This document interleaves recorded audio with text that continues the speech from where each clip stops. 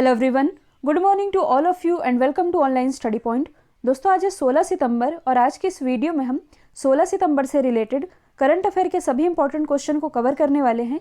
तो यदि आप लोगों को इस वीडियो की पीडीएफ चाहिए तो आप हमारा मोबाइल एप्लीकेशन भी इंस्टॉल कर सकते हैं, जिसमें आप लोगों को डेली क्विज, फ्री पीडीएफ और प्रतिदिन के करंट अफेयर का ऑडियो भी मिल सकेगा। ऑडियो सेक्शन अभी मैंने बताया, ये आप लोगों के लिए इस एप्लीकेशन में अवेलेबल है। सब्जेक्ट वाइज नोट्स इन सभी के लिए इस एप्लीकेशन को आप इजीली डाउनलोड कर सकते हैं। अभी तक यदि चैनल को सब्सक्राइब नहीं किए हैं तो सब्सक्राइब कर सकते हैं, साथ ही बेल आइकन दबाना बिल्कुल मत भूलिएगा ताकि आप लोगों को हमारे सभी वीडियो की नोटिफिकेशन सबसे पहले मिल सके। यदि आप लोगों को कोई डाउट हो तो आप हमारा फेसबुक पेज भी ज्वाइन कर सकते हैं और सभी वीडियोज़ की पीडीएफ के लिए टेलीग्राम ग्रुप ये भी ज्वाइन कर सकते हैं। स्टार्ट करते हैं हमारा पहला क्वेश्चन। हाल ही में लोकतंत्र का अंतर्राष्ट्रीय दिवस और राष्ट्रीय इंजीनियर दिवस ये दोनों ही कब मनाया गया है? तो ये दोनों दिवस मनाए गए हैं 15 सितंबर को। सबसे पहले यदि हम बात करें लोकतंत्र का अंतर्राष्ट्रीय दिवस, तो देखिए दुनिया भर में लोकतंत्र की स्थिति की समीक्षा करने के लिए ये दिवस मनाया जाता है और ये पहली बार मनाया गया था 2008 में। अब यदि हम बात करें राष्ट्रीय इंजीनियर दिवस की, तो आप लोगों ने सर एम विश्वेश्वरैया जी का नाम ज़रूर सुना होगा। इन्हीं के जन्म दिवस को हम मनाते हैं नेशनल इंजीनियर डे के रूप में 15 सितंबर को। और जो एम विश्वेश्वरैया जी थे, इन्हें भारत रत्न से भी सम्मानित किया जा चुका है। अब यदि हम बाकी के ऑप्शन को डिस्कस करें तो 10 सितंबर को क्या मनाया गया है? World suicide prevention day. 12 सितंबर को मनाया गया है international day for south south corporation. और 12 सितंबर को ही था सितंबर माह का दूसरा शनिवार। और जो सितंबर माह का दूसरा शनिवार होता है, इसे हम मनाते हैं वर्ल्ड फर्स्ट एड डे के रूप में, यानी कि विश्व प्राथमिक उपचार दिवस के रूप में। और 14 सितंबर को क्या मनाया गया है? हिंदी दिवस।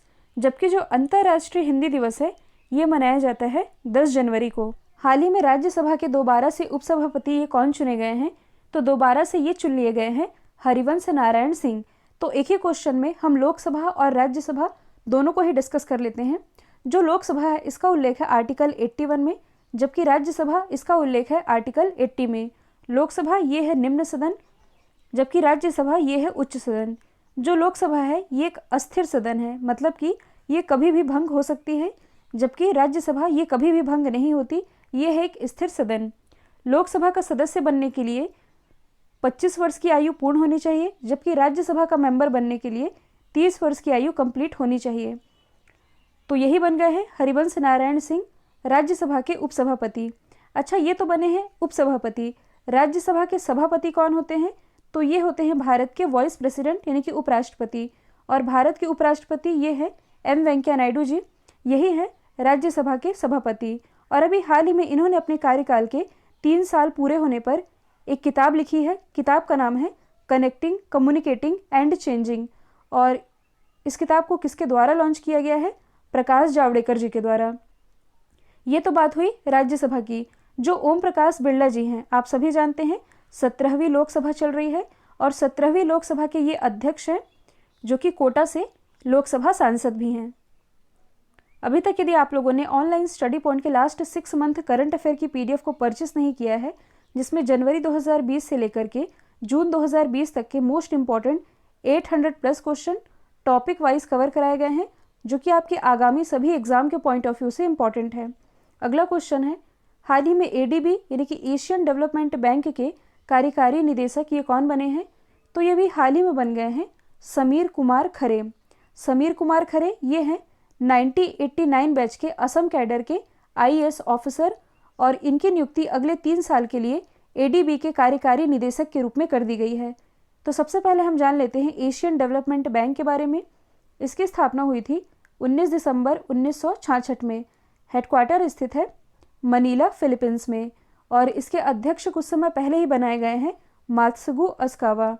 अच्छा देखिए, मात्सुगु असाकावा ये तो है अध्यक्ष। हाल ही में जो भारत के अशोक लवासा जी हैं, ये एशियन डेवलपमेंट बैंक के उपाध्यक्ष बनाए गए हैं। नेक्स्ट है, हाल ही में वर्ल्ड बैंक में कार्यकारी निदेशक के रूप में किसे नियुक्त किया गया है?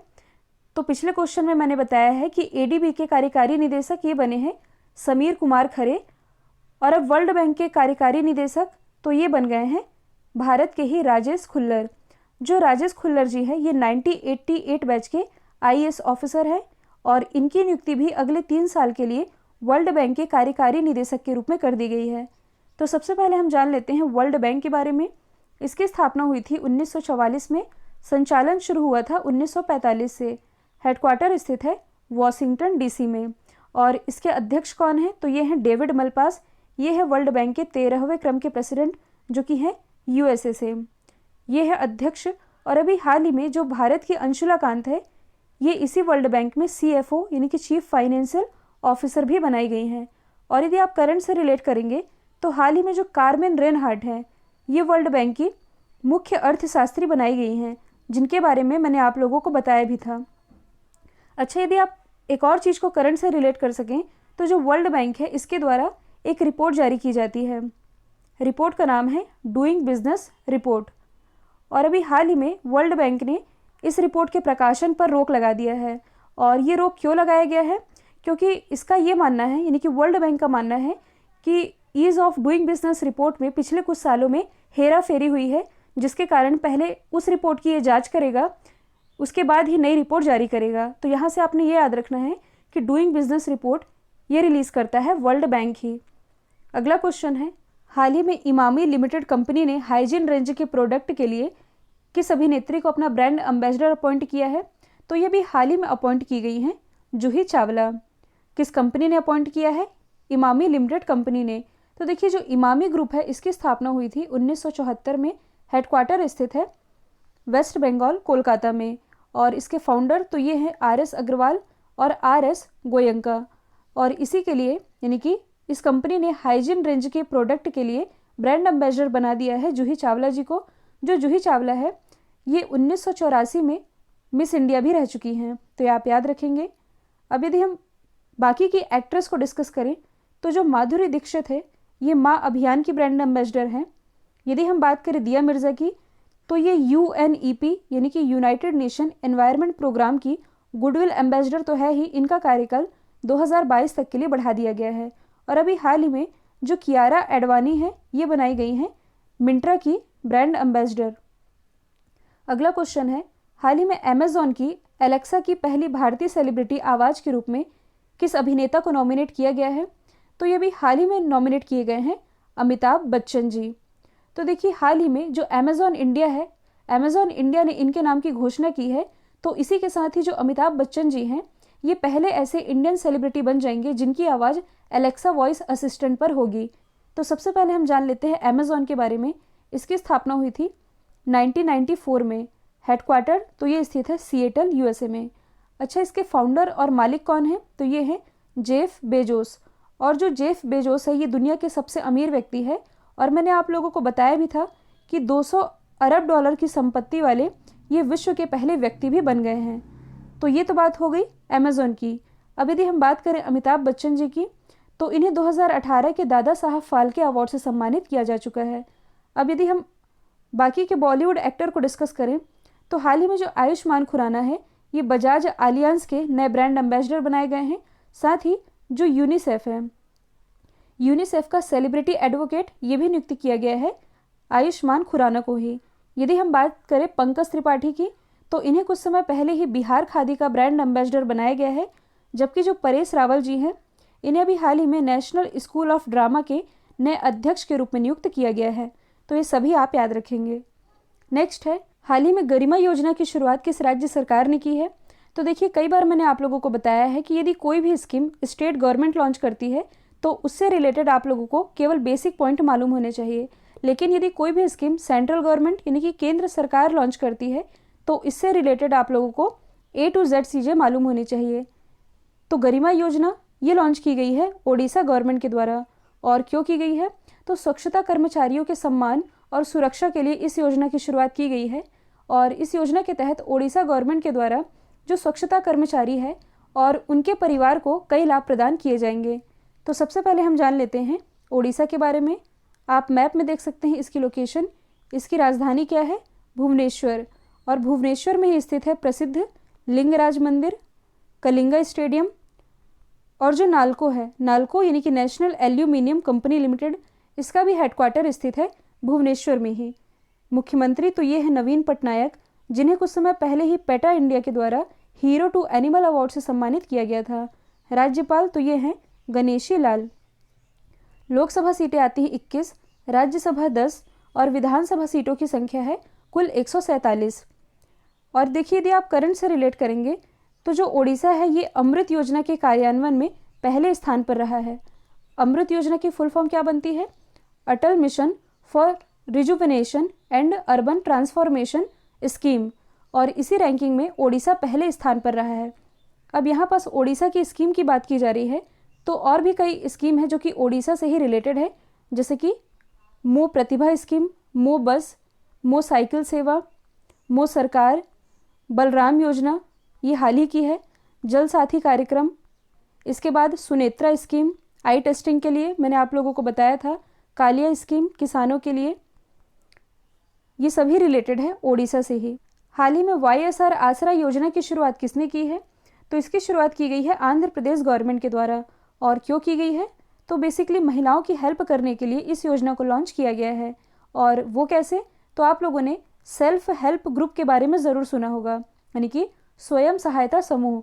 तो देखिए, जो स्वयं सहायता समूह की महिलाएं हैं जिन्होंने लोन लिया है, तो उस लोन को अब आंध्र प्रदेश गवर्नमेंट के द्वारा चुकाया जाएगा। और यही है YSR आसरा योजना। तो आप मैप में देख सकते हैं आंध्र प्रदेश की लोकेशन। इसकी कैपिटल है कुर्नूल, अमरावती और विशाखापट्टनम। कुर्नूल ये है जुडिशियल यानी कि न्यायिक राजधानी, अमरावती ये है विधायी यानी कि लेजिस्लेटिव कैपिटल, और विशाखापट्टनम ये है एग्जीक्यूटिव कैपिटल। और ये 3 राजधानियों वाला भारत का पहला राज्य बन गया है। आंध्र प्रदेश के मुख्यमंत्री तो ये हैं जगन मोहन रेड्डी।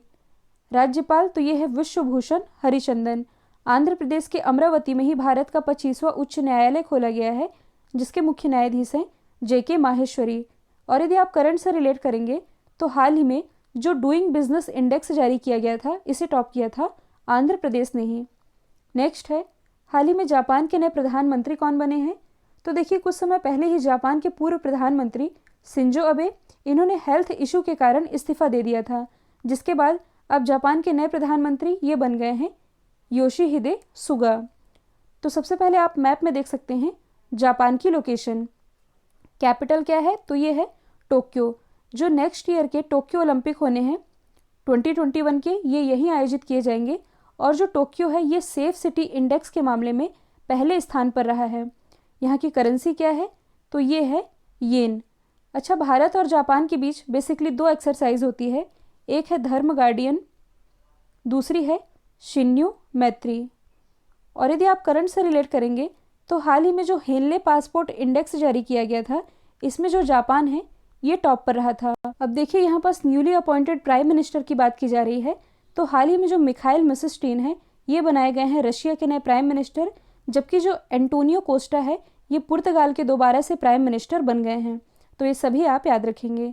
नेक्स्ट है, हाल ही में उत्तर प्रदेश के निर्माणाधीन मुगल म्यूजियम, इसका नाम बदल करके किसके नाम पर रखने की घोषणा की गई है?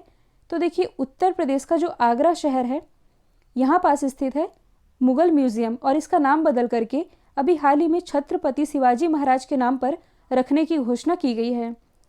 तो देखिए, उत्तर प्रदेश के बारे में हम डेली ही डिस्कस करते हैं, यहाँ पास नाम बदलने की बात की जा रही है। मैंने जितने ऑप्शन लिखे हैं ये सभी ही उत्तर प्रदेश से रिलेटेड हैं जिनके नाम बदले गए हैं। तो 1 बाय 1 हम डिस्कस कर लेते हैं। यदि हम बात करें अटल बिहारी वाजपेयी जी की, तो उत्तर प्रदेश में स्थित है हजरतगंज चौराहा। ये उत्तर प्रदेश के लखनऊ में स्थित है, जिसका नाम बदल करके अटल चौक रखा गया है। यदि हम बात करें पंडित दीनदयाल उपाध्याय जी की, तो उत्तर प्रदेश में ही स्थित है मुगल सराय रेलवे स्टेशन, जिसका नाम बदल करके पंडित दीनदयाल उपाध्याय के नाम पर रखा गया है। यदि हम बात करें लालजी दास टंडन की, जिनका भी हाल ही में निधन हुआ है, तो देखिए इनके नाम पर जो लखनऊ हरदोई है, इसकी एक सड़क का नाम टंडन मार्ग और एक क्रॉसिंग चौराहे का नाम लालजी दास टंडन के नाम पर रखा गया है। तो ये सभी आप याद रखेंगे। नेक्स्ट है, हाल ही में कौन सा देश विश्व का ऐसा पहला देश बन गया है जिसने दूसरी बार देशव्यापी लॉकडाउन लगाया है? तो देखिए, कोरोना वायरस के बढ़ते संक्रमण को देखते हुए अभी हाल ही में जो इजराइल है, इसने फिर से लॉकडाउन लगा दिया है। और ये लॉकडाउन अभी हाल ही में इजराइल के द्वारा 3 वीक का लगाया गया है। तो सबसे पहले आप मैप में देख सकते हैं इजराइल की लोकेशन। इजराइल की राजधानी तो ये है यरूशलेम। करेंसी तो ये है इजरायली न्यू शेकल। यहाँ के प्रेसिडेंट ये है रूवेन रिवलिन और प्राइम मिनिस्टर ये हैं बेंजामिन नेतन्याहू। इसराइल के आसपास की लोकेशन आप देख सकते हैं, ये है मेडिटेरियन सी, ब्लैक सी, कैस्पियन सी, ये है हॉर्न ऑफ अफ्रीका का पार्ट, ये है रेड सी और ये है अरब प्रायद्वीप का हिस्सा। देखिए यदि आप करंट से रिलेट करेंगे तो इसराइल में ही स्थित है तेल अवीव स्ट्रेट, जिसका नाम बदल करके अभी हाल ही में टैगोर स्ट्रेट किया गया है, तो ये आप याद रखेंगे। अब देखिए यहाँ पास पहले देश की बात की जा रही है, तो हाल ही में जो यूएई है, यूएई ये इसी इसराइल के साथ समझौता करने वाला पहला खाड़ी देश बन गया है। ध्यान दीजिए मैंने कहा है पहला खाड़ी देश। यदि हम बात करें न्यू की, तो ये वर्ल्ड का पहला डार्क स्काई नेशन बना है, जिसके बारे में मैं आप लोगों को ऑलरेडी बता चुकी हूँ। यदि हम बात करें लग्जमबर्ग की, तो पब्लिक ट्रांसपोर्ट को फ्री करने वाला ये विश्व का पहला देश बना है। अब वर्ल्ड मैप वाले पोर्शन में हम लोगों ने एशिया की इंपॉर्टेंट रिवर, यूरोप और अफ्रीका, इन 3 महाद्वीप की सभी इंपॉर्टेंट रिवर को कवर कर लिया है। अब हमारा नेक्स्ट महाद्वीप है ऑस्ट्रेलिया महाद्वीप। आज हम ऑस्ट्रेलिया महाद्वीप की केवल 2 ही इंपॉर्टेंट रिवर को कवर करेंगे, क्योंकि इंपॉर्टेंट 2 ही है जो कि एग्जाम में सबसे ज़्यादा बार रिपीट होती है। तो आप मैप में देख सकते हैं ऑस्ट्रेलिया की लोकेशन। ऑस्ट्रेलिया की 2 प्रमुख नदियां हैं, मर्रे और डार्लिंग रिवर। देखिए जो मर्रे नदी है ये कायस्कू पर्वत से निकलती है, मैं आप लोगों को दिखा देती हूँ। कायस्कू पर्वत से निकलती है और आगे जाकर के जो डार्लिंग रिवर है ये इसी में आकर के मिल जाती है, और ये दोनों ही मिलकर एक नदी का निर्माण करती हैं।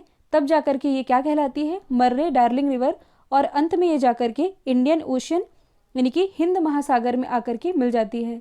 यदि हम बात करें इसकी लंबाई की, तो देखिए जो मर्रे रिवर है इसकी लंबाई है लगभग 2500 किलोमीटर, जबकि जो डार्लिंग रिवर है इसकी लंबाई है कुल 1400 किलोमीटर। अब देखिए ऑस्ट्रेलिया से रिलेटेड कुछ ज़्यादा डिस्कस करने को तो है नहीं, तो हम जियोग्राफी पोर्शन को ही अच्छे से कवर कर लेते हैं। जैसे कि ऑस्ट्रेलिया के आसपास की ये जो आप लोकेशन देख रहे हैं ये सभी मिलकर क्या कहलाता है, ऑसिनेशिया। ये जो आप पार्ट देख रहे हैं ये है न्यूजीलैंड। ऑस्ट्रेलिया के पास ये जो आप देख रहे हैं ये है तस्मानिया, और ऑस्ट्रेलिया और तस्मानिया इन दोनों के ही बीच में एक स्ट्रेट है जिसका नाम है बॉस स्ट्रेट। जबकि आप यदि न्यूजीलैंड वाले पार्ट में देखेंगे तो ये है न्यूजीलैंड का ऊपरी हिस्सा और ये है नीचे वाला हिस्सा। इन दोनों के बीच में एक स्ट्रेट है जिसका नाम है कुक स्ट्रेट। इस लोकेशन से आप लोगों को और क्या याद आ रहा है, तो देखिए अभी हाल ही में विश्व का 8वां महाद्वीप ये भी यहीं पास खोजा गया है, और इसका नाम क्या है, जीलैंडिया। इसके बारे में मैं ऑलरेडी आप लोगों को डिटेल में पढ़ा चुकी हूँ। यदि हम बात करें ऑस्ट्रेलिया की, तो प्यासी भूमि का देश ये ऑस्ट्रेलिया महाद्वीप को ही कहा जाता है। अच्छा यदि आपसे पूछा जाए कि ऑस्ट्रेलिया और न्यूजीलैंड इसकी खोज किसने की थी, तो इसकी खोज की गई थी ओबेल तस्मान के द्वारा।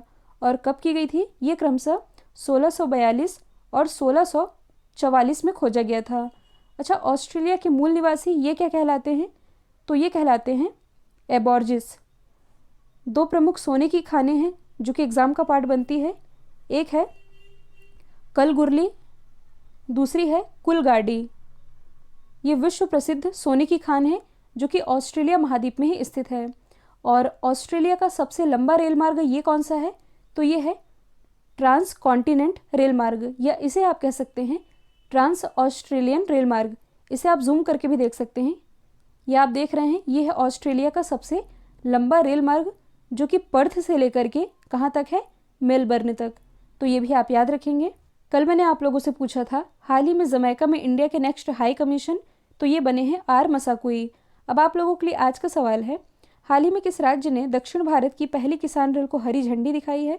तो इसका जो भी आंसर है कमेंट बॉक्स में बताइएगा। यदि ये वीडियो पसंद आया है तो एक लाइक और एक शेयर करना बिल्कुल मत भूलिएगा। तो आज के लिए इतना ही। Thank you so much.